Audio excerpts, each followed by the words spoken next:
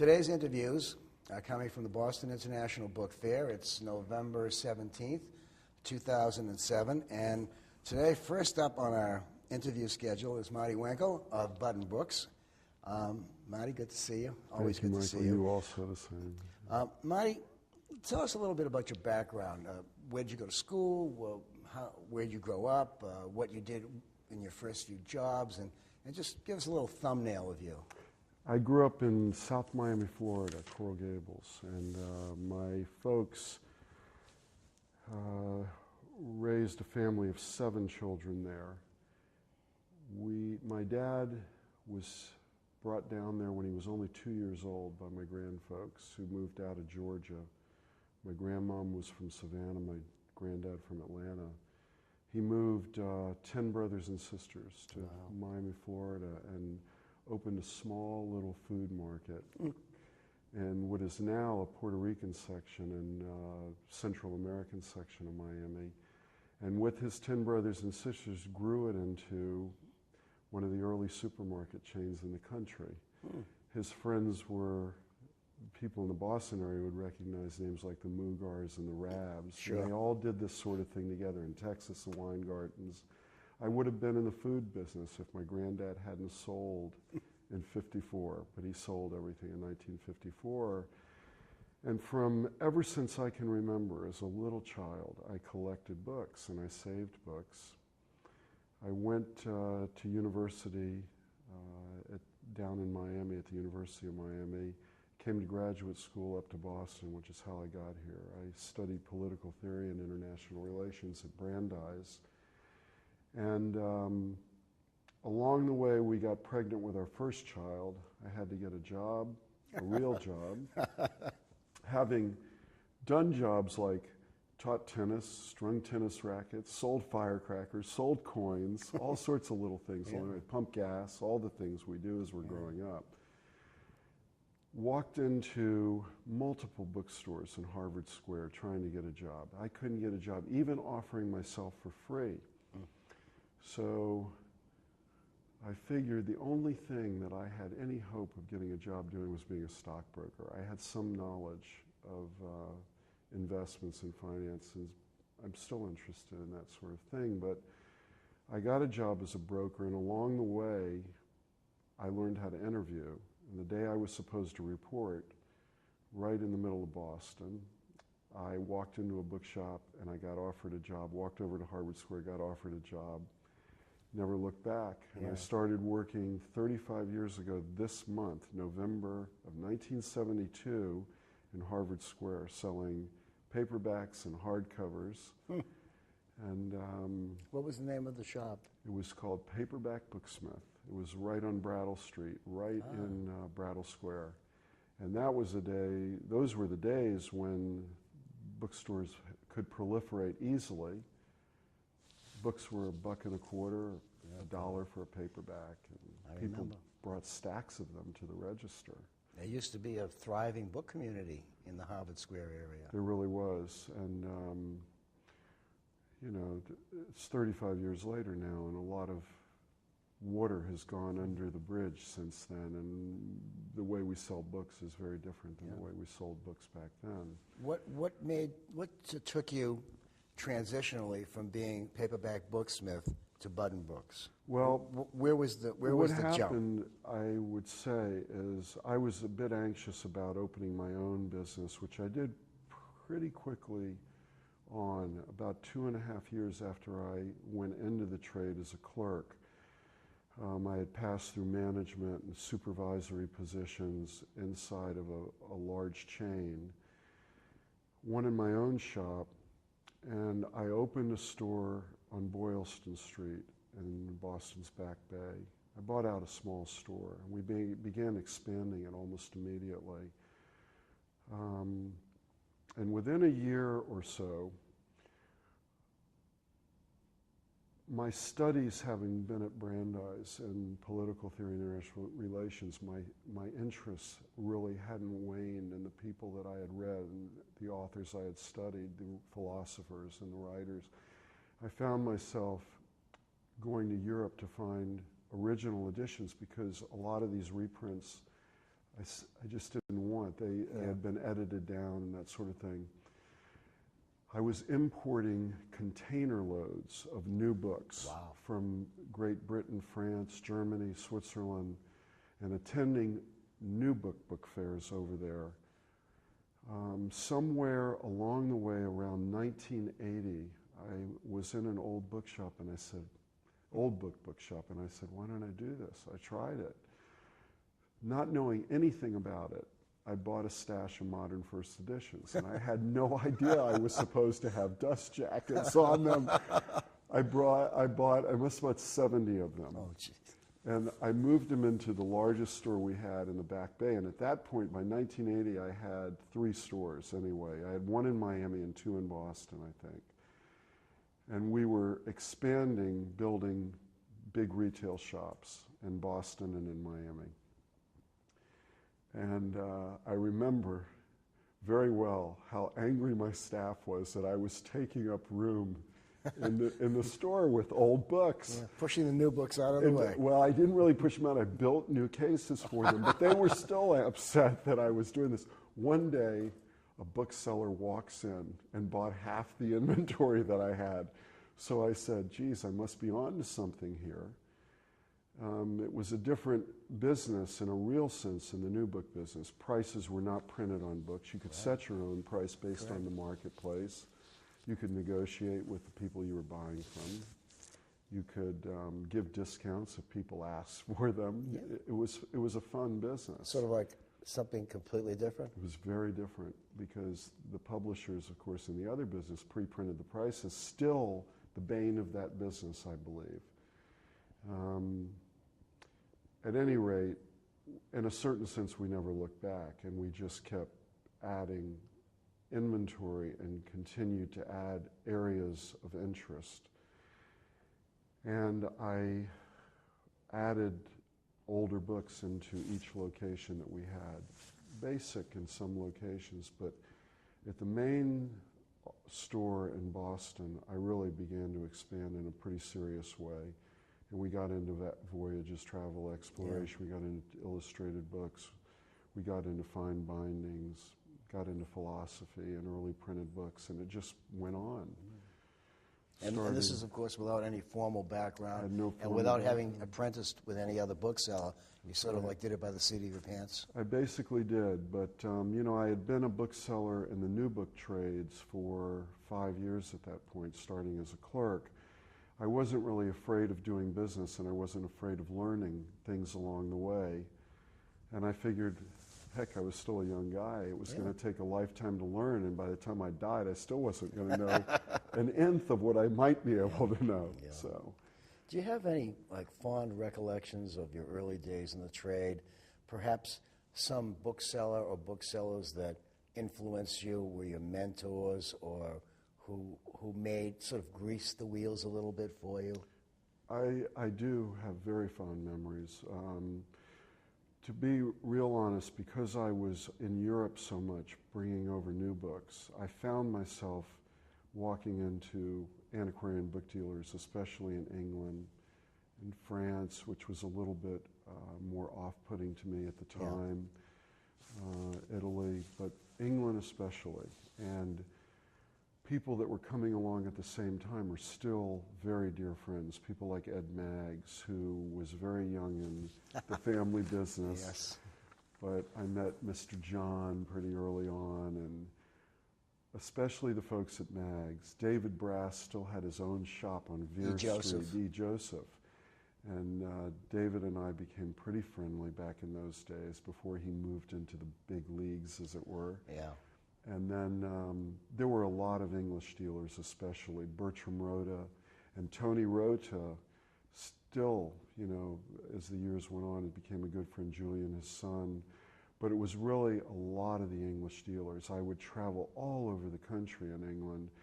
And most of the books that I brought back, or most of the books that I dealt in English, were really printed in England more than they were in America. And then I started getting into early printed books that were French or Italian, and dealing with dealers especially in those countries, but early printed books in Latin and Greek, books that had come out of my studies. So the thing I found that I loved about all of this was not only being able to be in business, which was in a sense a background of my life, but also to continue my studies and to continue to write, which I'd been able to do all my life. So you were a bit of an Anglophile when you first started. In a sense, but most people who knew me would say I was a Germanophile. And, yes. Do you still make the trip across the pond on a regular basis? For years, I was over almost once a month. And in recent years, it's become much more difficult to trek around the countryside of any of these countries and find wonderful things. Yeah. So I find myself going over every couple of months now. Every couple of months now, Every couple of months. But I go to all those countries still. Marty, we all know the world of books changed dramatically with the advent of the internet. How did you find your transition from traditional book selling to internet book selling? Was it difficult? Were you computer literate before? Or did you have to become computer literate?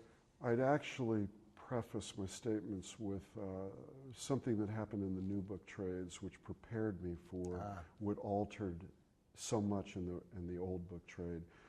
In the new book trade, when I got into it, all of us were just coming out of the 60s and the early 70s. Making money wasn't an issue. We were interested in hanging out with books, and we made very little amounts of money, but we had a great time. And most anybody who wanted to start a small bookshop could do it back in those days, in the early 70s or mid 70s, even all the way through most of the 80s. Sure. With the advent of large brick and mortars, and what happened was that there were chains, 3 in particular, that began discounting in the new book trade, which had not been done before. They opened up stores almost across the street with individual independent booksellers, independent booksellers, and they began discounting, which affected that trade extremely. And the next thing they did, once finding that they could suck up the business by discounting, they began building huge footprint stores, 10,000, 15, 20, 25,000 square foot stores, and they crushed the independents. So having experienced that sort of thing along the way, which affected us somewhat, but we were fortunate in that we had very large stores. We saw the changes. In a real sense, it prepared us for the changes that were coming in the old books book business. And the internet began really in the new book trades almost before it began in this book trade. It affected even those large footprint stores and the big brick and mortars. So when it came to the new book trades, in a real sense, for me, every day is a new day, and you better figure out what you're going to do with it. And if you don't figure out what you're going to do with it, you're not going to be long for this world. And some booksellers may not want to transition. For me, it's a challenge every day, and in a certain sense, every failure leads to a new success if you're willing to greet it that way. So we began offering things on the internet pretty early on, back in, say, 98, 99, I guess, maybe a little bit before that.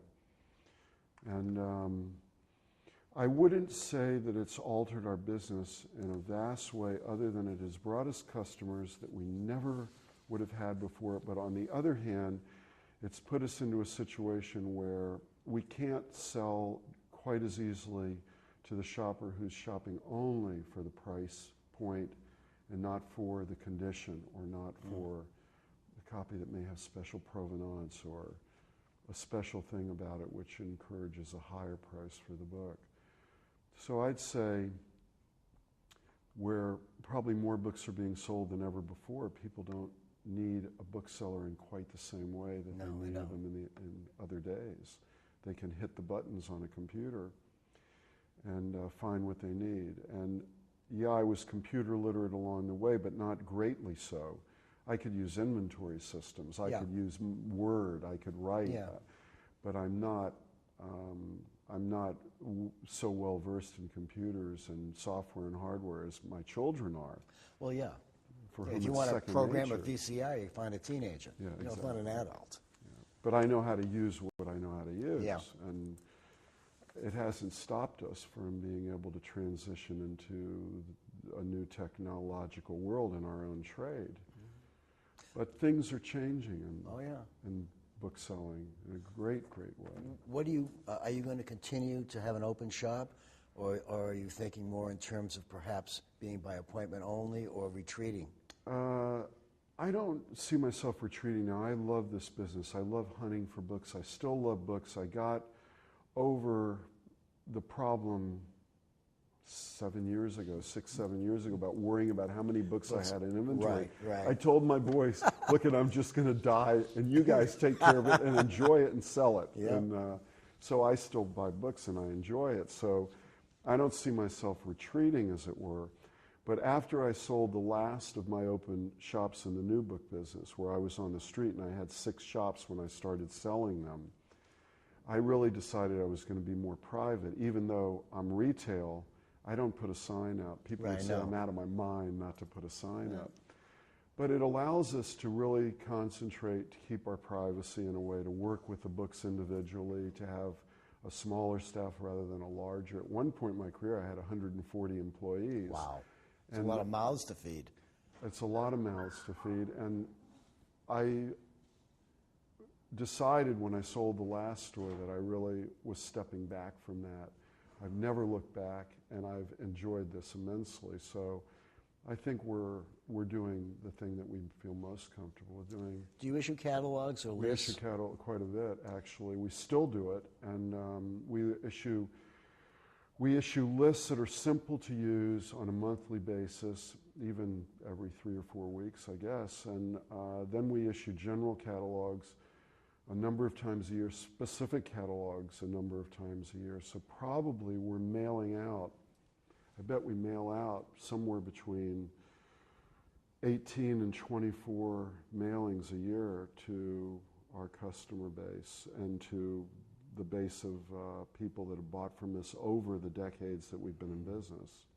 If you can just put on your thinking cap for a second, what percentage of your business is catalog, what percentage of your business is internet, and what percentage of your business is people walking into your shop and purchasing? It's really tough for me to tell you. Just some approximation. I don't really watch it all that much.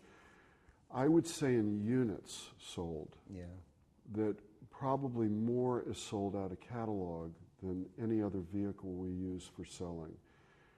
Probably the internet comes next, along with phone and fax and email that we use, and walk-in is probably next. However, if I was to look at it in terms of dollars sold or currency exchanged, it's probably different than that. I would say that it's more picking up the phone or emailing somebody when I have something that I think they might be interested in. If you were going to enter the antiquarian book trade at this era, how would you do it? And would you do it? I suppose I'd only do it if I loved books as much as I do. But without a lot of capital, I think it's very, very difficult to enter the trades now and have fine books.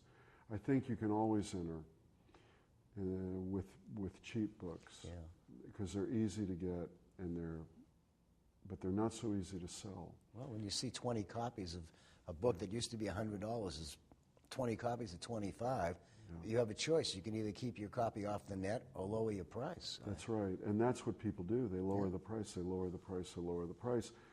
So I sense that I'll still be alive when these books have shaken out and the supply has dwindled somewhat. But right now, because of technology, supply is much greater than demand, in spite of the fact that we're probably selling more books than ever before, or there's more books being purchased in the world than ever before.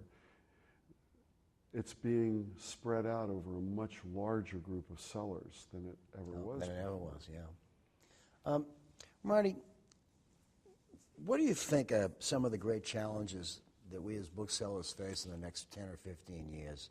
I know that technology is going to change, but do you see this business as being a viable entity 10, 15 years down the road?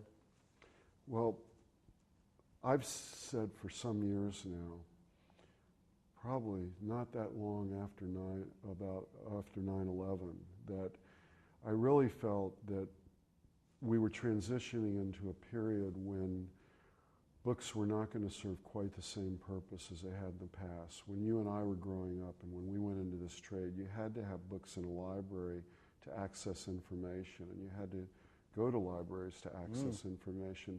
Nowadays, to access information, you can go on the internet, and you can find books on the internet, and you can go into the text itself over the internet.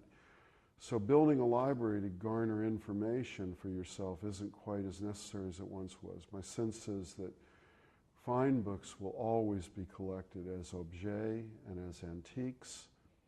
And for people that wish to access them, they will still form libraries in that way. But buying a book for enjoyment will be done, I think, at the less expensive end of things, and paperback and hardcover. New books will still be bought, what have you.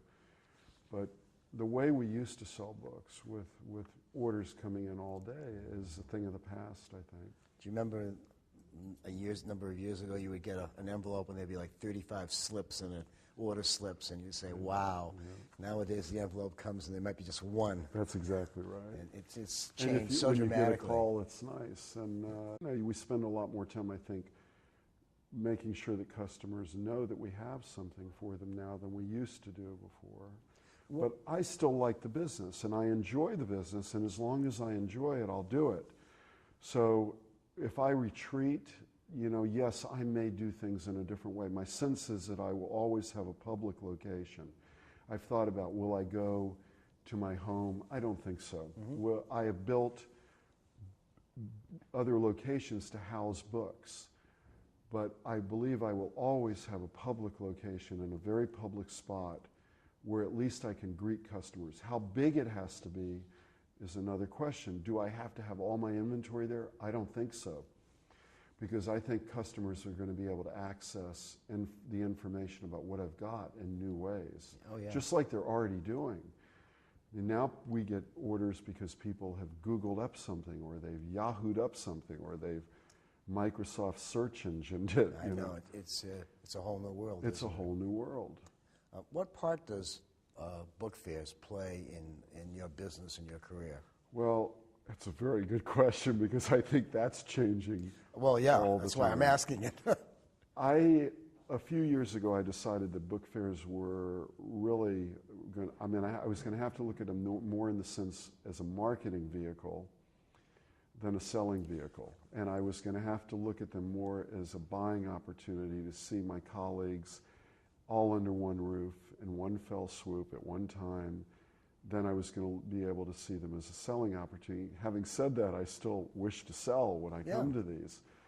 So we still try to bring reasonable things that people will be interested in. And the fairs in this particular year, 2007, have actually been very strong for us. But it hasn't been with lots of people just walking in and buying things. I've had things that people want, or they want to add to their collection, or a dealer. Dealers have grown more important to our trade at book fairs.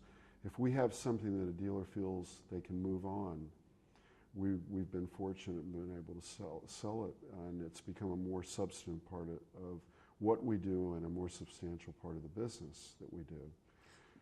Do you see, you just mentioned that it's been a particularly strong year for you. Do you see this as an upward trend or an aberration? I think it can be an aberration as easily as it can be an upward trend. If I have something that somebody happens to need, then there we go, it'll be an upward trend. But if I don't, it'll be a dead book fair. So I better buy, and the marketing is even a question now, because I believe that attendance is down quite significantly from what it used to be. I think you're right. So who are we marketing to? I don't think we're marketing to new people by and large. We're marketing to people that we've known for years, which is fine. But I see it more now as an opportunity to see colleagues to try to find something that they have that I may be able to move on and sell, or wish to have in my inventory.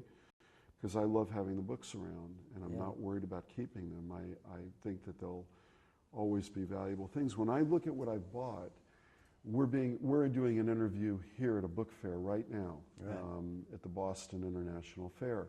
I've bought wonderful books. These are not books that are going away in importance. I've bought copies of de Tocqueville. I've bought copies of More's Utopia. I've bought the Federalist Papers. Oh. I mean, when you think about it, these are things that will stay with us for a long, forever. long time. So we have to stop being Americans as we know it, not to be interested in those texts. Yeah. And I feel that I've done quite well buying at this particular fair and the small fair that I went to alongside of it. And I'm pleased to see that there are so many colleagues still selling and still out there making a living from doing it. What do you think about the notion that there are no young collectors, there are no young booksellers? I don't think that it's actually quite true. I don't know the age of all the people that buy books from me because I get orders from the internet, and I'm not necessarily able to speak personally with each customer I have now like I used to be able to do. I don't meet everybody that I sell to at a book fair. I know that my own sons, who are obviously much younger than me, buy books for different reasons than I buy them for, and buy them for different reasons than I ever bought them for. They enjoy reading because they enjoy to pick up a book and read it, or they buy a book because it aids them in what they're doing in their own careers or their own interests. So I think that young people will do that. When I walk into a new bookstore, because I'm still in some ways connected with authors that I knew when I was in the new book trades, or booksellers. So I may attend the New England Booksellers Association meeting every year. There are young booksellers that come into the trades, and I believe probably that they might transition into selling old books along the way because it gives them an opportunity to open up a new front, to not have to adhere to guidelines set by publishers and manufacturers on how a book is to be sold, and having to compete with big chains. They can go out, they can find a decent book and sell it to somebody in a local area and make more by percentage than they may make having to pay freight and getting a 40% discount in the new book trade. Yeah. So they have a chance to do a little better, and I think that it's possible. But can they enter such a capital-intensive business as we're in now? I think it's very difficult. Just to sort of wind things down, Marty, in the minute or so we have left, what would be your advice if someone came to you and said, Mr. Weinkle, I want to be an antiquarian bookseller, and I've got some inventory and this, that, and the other thing. What would be the 2 or 3 things you might advise them to do?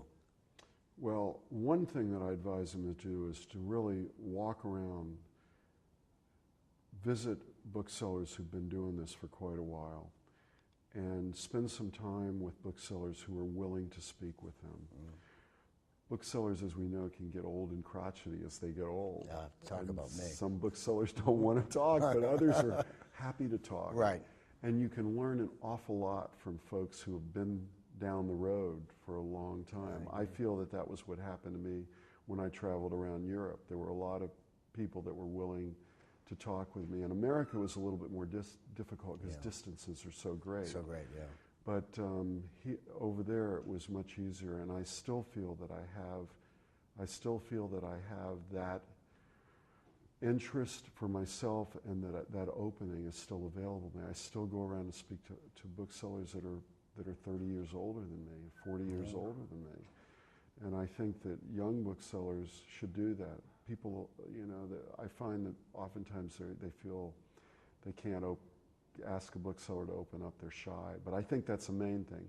And then the actual things, I think that you have to really be willing to fail along the way in order to find your niche and to have some success. And you have to go on the internet, you have to be internet savvy, you have to try any possible thing within reason economically. You have to manage your business financially in a way that helps you get through it all. But that's no different than any business. Right. And I think those things are important. Well, great. Thanks very much, Marty. Great interview, and good luck at the book fair. Thank you, sir. Good to be with you, Michael. Good to be with you, Marty.